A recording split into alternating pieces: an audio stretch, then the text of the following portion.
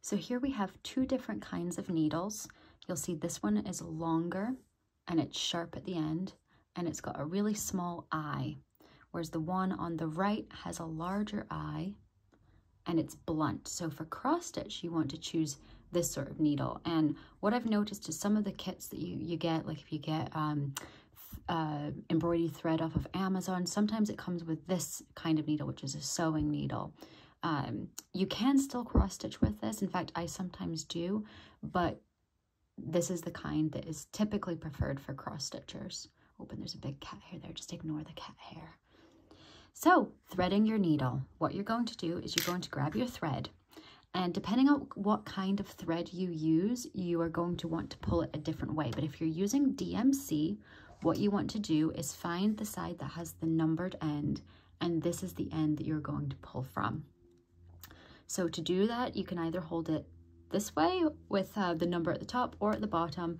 I'm going to hold it numbered at the bottom, and you want to find the endy bit.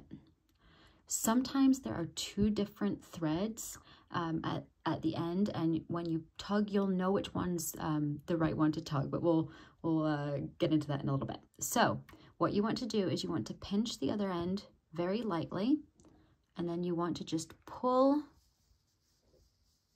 your thread so that it comes out, and you'll see it down here coming right on out. And there's one thread, so that's pulling out from here to right here. And a lot of people ask, for threading your needle, how long do you want your thread to be? It's personal preference, but what I would recommend is maybe having it about the length of up to your elbow. Oops. So from there, you're going to cut your thread. Just grab your embroidery scissors and snip.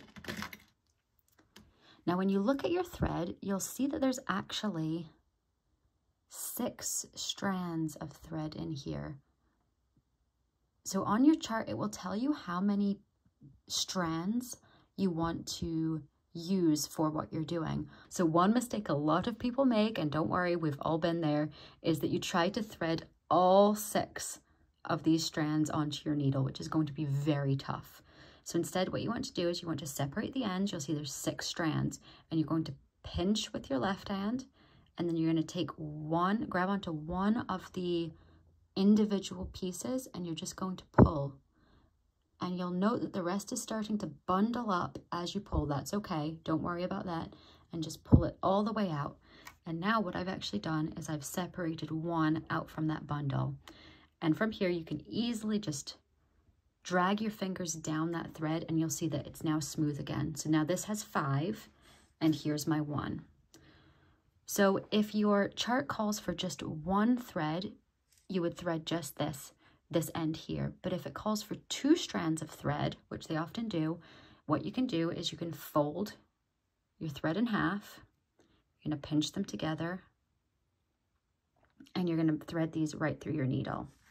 So to do so, I like to hold it in my left hand, and I like to find the eye of the needle, and I like to turn it slightly to the right so that I can thread these through. So you're going to pinch really close and pull them right on through. From here, I find it easiest to use my thumb on top, just hold them in place while I bring my needle down. And that is how you thread your needle.